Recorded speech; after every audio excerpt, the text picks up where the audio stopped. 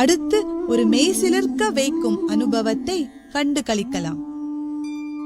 ஆருத்ரா தரிசனம் மிகவும் விசேஷமான நாள். கைலாயத்தில் சிவபெருமான் தேவி பார்வதிக்கும் அங்குள்ள சிவகணங்களுக்கும் தனது தெய்வீக நடனத்தை செய்து காட்டிய நாள்.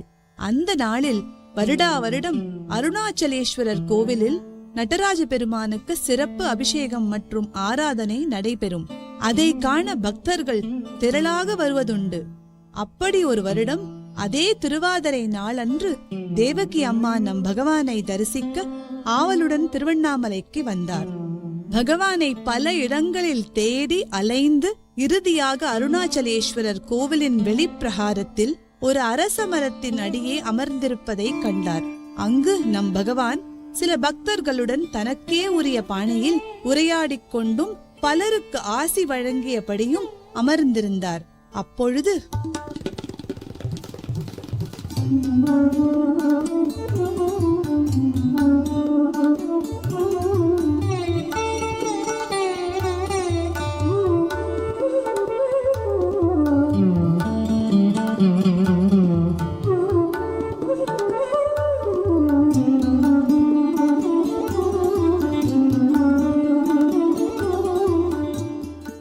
ஆஹா, பகவான் இங்க இருக்காரா?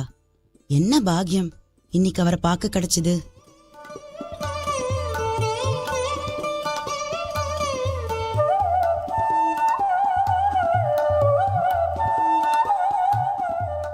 என்ன இது, உள்ள இருக்கிற அந்த சிவனே இங்க பிரத்யக்ஷமா உட்கார்ந்து தரிசனம் தரார்.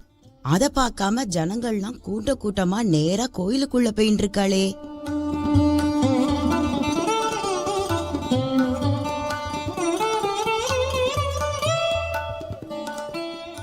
ஆஹா, நம்ம பகவான் சாக்ஷாத் சிவபெருமான் போல திருவண்ணாமலை சுடுகாடுல கைய வீசி வீசி இங்கே இருந்தாங்க அங்கே இருந்தீங்கன்னு தாவி தாவி வாயில டமரு ஒலி எழுப்பி சிவநடனம் செய்வார். அதை அடிக்கடி பாத்திருக்கேன்னு ரமணாசிரமம் கணேசன்னா சொல்வாரே. இன்னைக்கு ஆருத்ரா தரிசனம். பகவான் அப்படி ஆடினா எப்படி இருக்கும்? அந்த கண்கொள்ளா காட்சி நமக்கு கிடைக்குமா?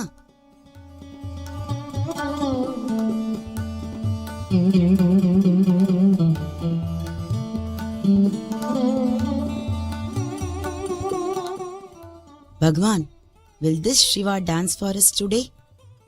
Why not?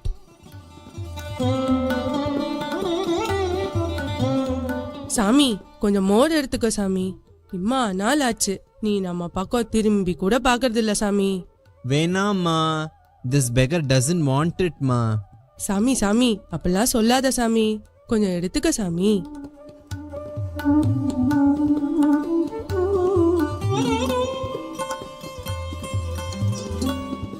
பகவான், நீங்க ஆட போறேன்னு ரொம்ப ஆவலா காத்துட்டு இருக்கோம். ஒருவேளை அவர் சொன்னதை நான் தான் ஒழுங்கா காதுல வாங்கலையோ? இல்லையே, வைநாட்னு தானே சொன்னார். பகவான் வாயிலிருந்து வந்தா அது சத்தியம்தான். இன்னைக்கு கண்டிப்பா அவரோட சிவ நடனத்தை பாக்குற பாக்கியம் கிடைக்கும். Devki, see, Shiva is dancing.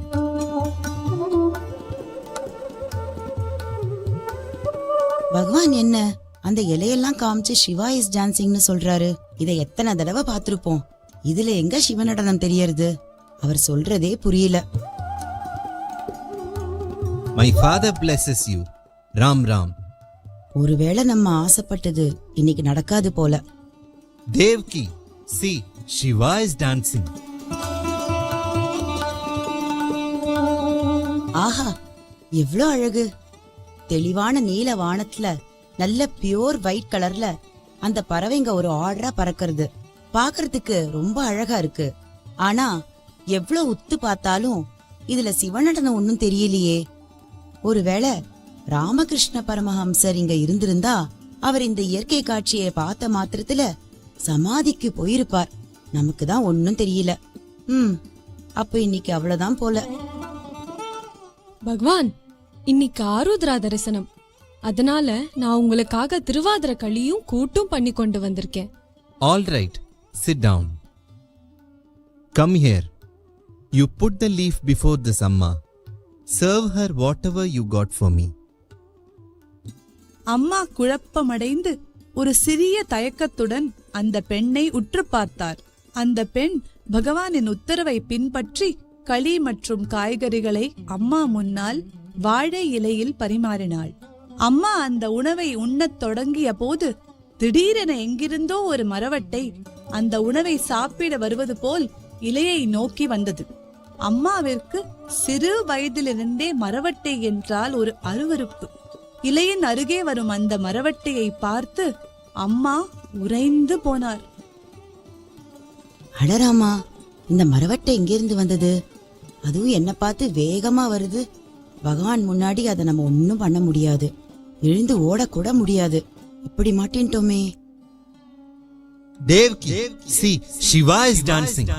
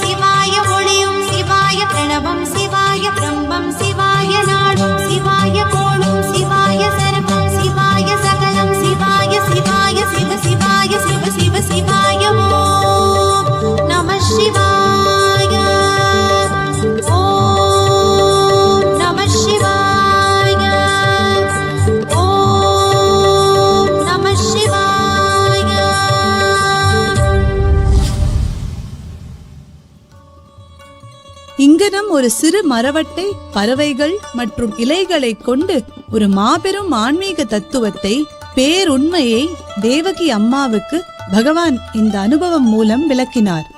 அதாவது இந்த பிரபஞ்சத்தின் முழு அசைவும் சிவனுடைய நடனமே. இதில் படைத்தல், காத்தல், அழித்தல் என்ற மாபெரும் பிரபஞ்ச பணியின் ஆழமான வெளிப்பாடுகளை காண்கிறோம். சிவனின் பிரபஞ்ச ஆற்றலின் சாரத்தை படம் பிடித்து எங்கும் எதிலும் அந்த தெய்வீக நடனத்தை நமக்கு நினைவூட்டும் ஒரு அற்புத லீலை அன்று அரங்கேறியது. இதுவே பகவான் யோகிராம் சுரத்குமார் சாம்ராஜ்யம். இங்கு ஆன்ம ஞானத்தை கைமேல் நெல்லிக்கனி போல் எளிதாக்கி தந்தருள பகவான் பேரன்புடன் காத்துக் கொண்டிருக்கிறார்.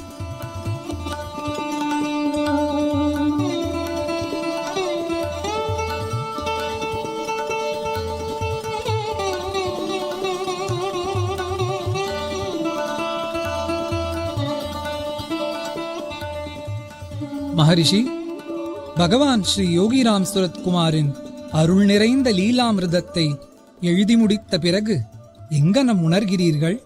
தேவரிஷி, தாங்கள் அறியாததா? எழுதி முடிப்பது சாத்தியமா? முடிவில்லா பேரருள், கணக்கிலடங்கா அற்புதங்கள், விவரிக்க வார்த்தைகளின்றி திகைத்து நிற்கிறேன்.